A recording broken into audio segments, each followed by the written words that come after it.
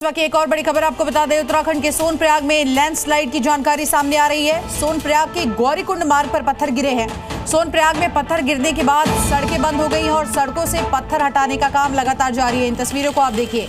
उत्तराखंड से इस वक्त ये बड़ी खबर आ रही है। मौसम की मार यहाँ पर है। बारिश की वजह से हाहाकार मचा हुआ है और यहाँ आप देख सकते हैं कि रास्ता पूरी तरह से बंद हो चुका है और पत्थरों को हटाने का काम लगातार जारी है। तो इन तस्वीरों को आप देखिए।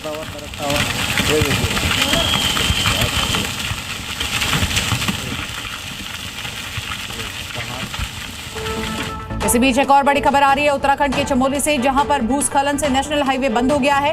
चमोली में 3 जगहों पर लैंडस्लाइड की घटना सामने आई है, जिसकी वजह से बद्रीनाथ नेशनल हाईवे को बंद कर दिया गया है। तो वहीं मलबे के अंदर एक कार दबी हुई दिखाई दी। इन तस्वीरों को आप देख लीजिए किस तरह से ये कार मलबे में दबी हुई है।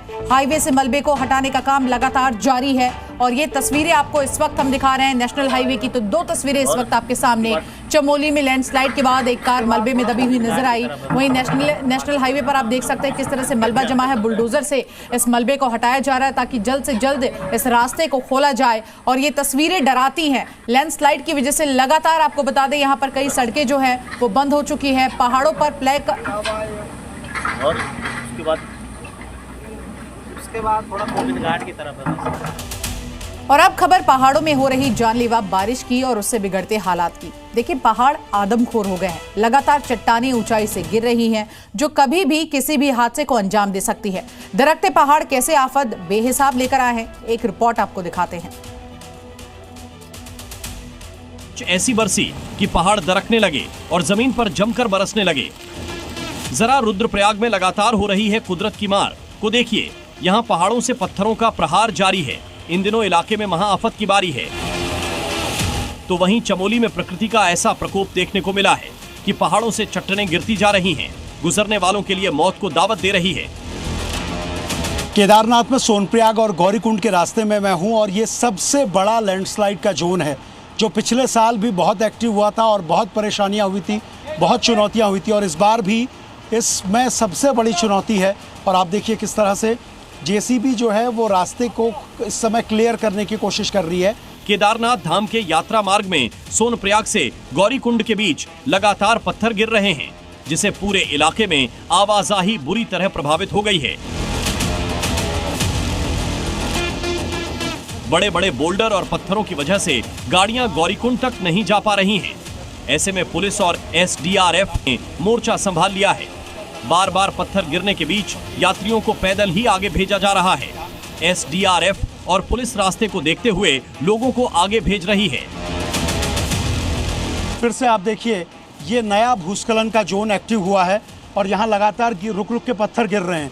तो पुलिस और एसडीआरएफ की टीम यहाँ पर मौजूद है और जो लोग यहाँ पर रहते हैं, इस दौरान जब पत्थर गिरते हैं तो उनको रोका जाता है और उसके बाद जैसे ही रास्ता क्लियर हो रहा है तो लोगों को छोड़ा जा रहा है। और बहुत तेज़ी के साथ इस पूरा ये जोन है, इससे लोग निकल रहे हैं। और सामने की ओर आप देखिए एसडीआरएफ के लोग हैं और यहाँ ये यात्री निकल रहे हैं और इनको तेजी के साथ आगे निकलने के लिए कहा गया है। यानी कुदरत के कोहराम से बचना भी जरूरी है तो बाबा के दर्शन के लिए आगे बढ़ना भी जरूरी है। ऐसे में यात्रियों को सुरक्षित आगे बढ़ाने की मुहिम तो जारी है, पर भूस्खलन से मुसीबत भी भारी है। अब जरा उत्तरकाशी की तस्वीरें भी देख लीजिए। यहाँ भी कुदरत के कहर के कारण से कई रास्ते बंद हो गए हैं। लगातार हो रही बारिश के कारण गंगोत्री यमुनोत्री राष्ट्रीय राजमार्ग मलबे और पत्थर आने से बंद हो गए हैं। हालात तो चमोली में भी कुछ ऐसे ही हैं। आसमान से बरस रही आफत से पहाड़ी इलाकों में भारी तबाही आई है। कई जगहों पर भूस्खलन के बाद बद्रीनाथ राष्ट्रीय राजमार्ग बंद हो गया है। बागेश्वर में भी लगातार हो रही भारी बारिश के कारण जिले की 35 सड़कें मलबे के चलते बंद हो गई हैं, जिनमें नेशनल हाईवे और स्टेट हाईवे भी शामिल हैं। कई गांवों का जिला मुख्यालय से संपर्क पूरी तरह कट गया है। प्रशासन अलर्ट मोड पर है और राहत बचाव कार्य युद्ध स्तर पर जारी है। उत्तराखंड के साथ साथ हिमाचल प्रदेश में भी आसमानी आफत ने जमकर कोहराम मचाया है। बादल फटने से कुल्ल के बिहाली गांव में कई घर तबाह हो गए हैं। फसलें बर्बाद हो चुकी है। पंप हाउस अभी तक मलबे से भरा हुआ है।